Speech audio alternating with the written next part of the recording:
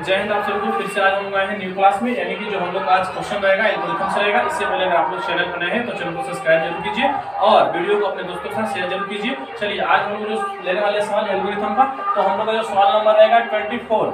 सवाल नंबर कितना? 24 नंबर सवाल। सबसे पहले लेते हैं एल्गोरिथम का प्रयोग करके। चलिए देखिए, सवाल है एल्गोरिथम का प्रयोग करके, पूरा सवाल लिख रहे हैं आप लोग, लिख लीजिएगा। एल्गोरिथम का प्रयोग करके 420 और 130 का क्या ज्ञात करना है? HCF ज्ञात करना है। देखिए इसको आप लोग देखिए ध्यान से, अब कैसे बनेगा ध्यान से देखिए। सबसे पहले इसमें हम क्या करेंगे? सबसे पहले इसका HCF निकालेंगे। फ्रेश आ रहा है ना बाबू? बिल्कुल। अब देखो, सबसे पहले हम छोटा अंक यानी 130 को लेंगे। 130 यहाँ लिख सकते हैं हम, हल बराबर लिख के और बना सकते हैं। 130 और 420 को लेंगे। देखिए अब इससे हम देखेंगे, इससे इसके करीब जाने का प्रयास करेंगे। अगर 130 में हम 3 से गुना करते हैं, 130 में 3 से गुना, तो आप कहिएगा 390 के आसपास आएगा। कितना आएगा बाबू? 390। यानी गुना किया 30 या 90 और 100 में 3 से गुनेगा 300, यानी 390 आ रहा है। अब ये 390 को ये कट जाएगा, हमारे पास कितने बचेंगे बाबू? हमारे पास 30 बचेगा। क्या हमारे पास जो बचेगा वो 30 बचेगा। 30 बच रहा है। अब 130 को यहाँ लेंगे। देखिए ध्यान से 130 को, अब 30 में 4 से गुना करेंगे तो 4 की 12 यानी 120 हो रहा है। कितना आ रहा है? 120। 4 से गुना करेंगे 3 चौका 12 हो जाएगा।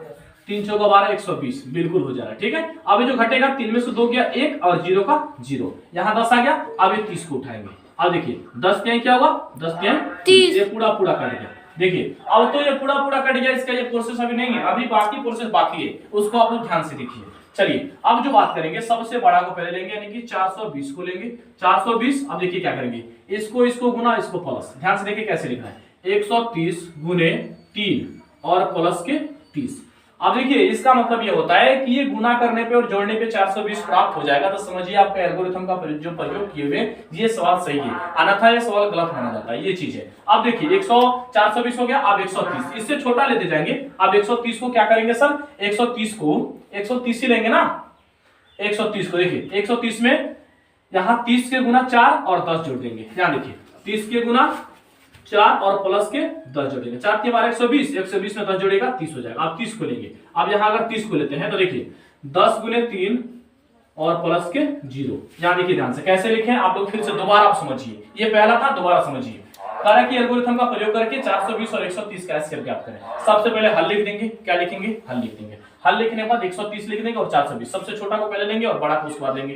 अब 130 में 3 से गुना करेंगे, 390 आएगा। कितना आएगा? 390। आप लोग गुना करके देख सकते हैं और 390 आएगा। और 420 में 390 घटाइएगा, क्योंकि ये 3 कट जाएगा, इसमें हासिल जाएगा 12 में 100 हो गया 3 और 0 का 0 आ जाएगा, यानी 30 आ रहा है। घटाने में कितना आ रहा है? 30। अब 30 में 130 है। अब आराम से आप गुना कीजिएगा, 30 चौका 112, यानी 112 का नहीं 120। 120 30 में 4 से गुना कीजिएगा 120 आएगा। 130 में से 120 घटाइएगा, आसानी से 10 आएगा। यहाँ देखना आप लोग 10 लिखा हुआ है और 10 में 3 से ये 30 वाले को फिर यहाँ उतारिएगा। HCF निकालने का तरीका ये होता है। HCF अगर आप लोगों को नहीं आता है, एक वीडियो में हम लोग HCF सिखाने का काम कर देंगे, आप लोग कमेंट कीजिएगा, हम लोग HCF 3 अंक वाले बता देंगे। तो 10 क्या 30 होगा, 30 कट जाए, यहाँ कट गया फाइनल, यानी पूरा कट गया। अब कट गया तो क्या करेंगे? सबसे पहले 420 यानी 420 को यहाँ लेंगे। 130 गुने 3 और प्लस के 30 कैसे लिखें जानते हैं? ये 420 को लेंगे ना, तो सबसे पहले ये पहले वाले अंक और दूसरे वाले अंक, पहले और दूसरे से गुना और तीसरे वाले को जोड़ देंगे। पहले और दूसरे से क्या करेंगे? गुना और तीसरे को क्या करेंगे? जोड़ देंगे। तो यहाँ लिखेंगे तो इतना प्राप्त हो जाएगा, यानी 420 आ जाएगा। अब देखिए अब इससे छोटा कौन है? 130 है। तो 130 को लेंगे तो 30 गुने 4 और प्लस के 10, जैसे उस ऊपर किए थे ना साइन, पहले और दूसरे वाले को गुना और तीसरे को प्लस। अब तीसरा वाला 30 है, तो 30 को लिखेंगे तो क्या करेंगे? 10 गुने 3 और यहाँ के 0, यहाँ 0 बचे तो 0 लिख देंगे। या 10 में 10 या 30 भी लिख सकेंगे, क्योंकि 30 आ रहा है, लास्ट में प्लस में 0 कर दिए इसलिए हो गया, इससे कोई दिक्कत नहीं। अब यहाँ लिखेंगे, इसलिए HCF बराबर हमारे लास्ट में क्या निकल गया सर? बताइए आप लोग को 10, यानी आंसर हमारा कितना जाएगा? 10। ये हमारा आंसर हो गया। इसमें कोई दिक्कत आप लोग को? अब जो अगली सवाल हम लोग का रहेगा, अगली सवाल है समानांतर श्रेणी का, यानी एपी वाला। आप लोग समझ रहे हैं? सवाल नंबर 25 देखिए, सवाल नंबर 25 को यानी कह रहा है एपी कितना है? हम सवाल को सेट किए हुए हैं। एपी 20, 40, 20, 40, 60, डॉट डॉट डॉट कौन सा पद है सर, पांचवा पद ज्ञात करना है। कौन सा पद, पांचवा पद ज्ञात करें। ये देखिए पांचवा पद ज्ञात कर रहा है, तो कैसे इसको बनाएंगे ध्यान से देखिएगा। सबसे पहले इसमें करेंगे क्या, ये समानांतर श्रेणी का सवाल है, इसको आप आसानी से बना सकते हैं। सबसे पहले इसमें हम ये निकालेंगे, एक इसको मानते हैं पहले वाले को, a बराबर 20। देखिए ये पहले वाले को a, दूसरे वाले को b, तीसरे वाला का इसमें मतलब नहीं है, तीसरे वाला का भी कॉमन होता है, दो ही कॉमन मुख्य है। और लास्ट हमारा जो होता है, जो जिसका पद निकालते हैं वो हमारा n होता है, तो n इसको बाद में लिखेंगे। अब देखिए, अब इसके बाद होता है फॉर्मूला सारवंतर।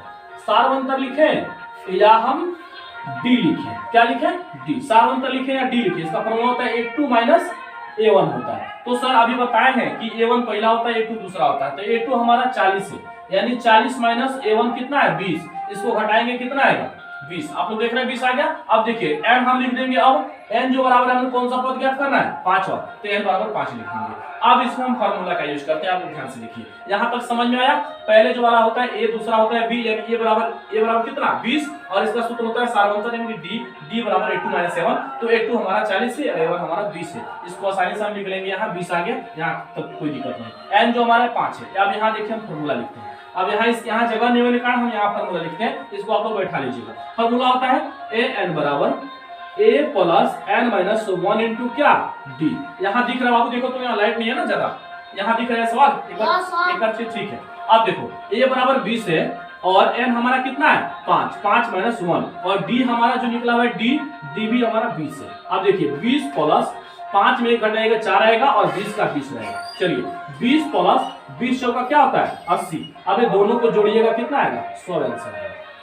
समझे आप कैसे इसको बैठाएंगे, ये फार्मूला होती है, यानी an वाला फार्मूला होती है, an बराबर a plus n minus 1 into d। अब इसको देखिए a जो हमारा निकला हुआ है a को 20 लिख देंगे, और n हमारा 5 है, 5 को 5 माइनस 1 होता है, फार्मूला में है n माइनस 1 इंटू d, तो 5 में घटाएंगे 4 आएगा, और 4 में यहाँ 20 कहाँ से लिखें, 20 हमारा जो d निकला हुआ है, यानी सारवंतर लिखा है, यहाँ निकला हुआ है, निकालें इसको। अब देखिए 20 प्लस 20 का 80 होता है, ये दोनों को जोड़ेगा 100 आंसर आ जाएगा। इसमें कोई दिक्कत आप लोग को अभी तक, ये दो सवाल, एक एल्गोरिथम का और एक समानांतर श्रेणी का। वीडियो पसंद है तो लाइक करना है, और चैनल पे नए हैं तो चैनल को सब्सक्राइब जरूर आप लोगों को करना है, और 5 लोगों के साथ यानी 5 दोस्तों के साथ ये वीडियो को जरूर आप लोग शेयर कीजिएगा, अच्छा लगेगा तो, और एक प्यारा सा कमेंट आप लोग जरूर कीजिएगा, जिससे हम लोग का मनोबल बढ़ता है और हम लोग और अच्छे आप लोग के लिए कंटेंट लेकर जरूर आएंगे। तो चलिए अब अगले सवाल में हम चलते हैं, सवाल नंबर 26 में चलते हैं। सवाल नंबर 26 जो हम लोग का रहेगा, उस सूत्र में बैठाना है a प्लस b का होल स्क्वायर। चलिए हम यहाँ ये सवाल, यहाँ लाइट ज्यादा आ रहा है वीडियो में, आप लोग देख रहे हैं यहाँ लाइट ज्यादा है, जिस कारण से हम सवाल को यहाँ बैठा है, आप लोग ध्यान से देखिएगा। चलिए यहाँ सवाल नंबर हम 26 को लेते हैं। सवाल नंबर 26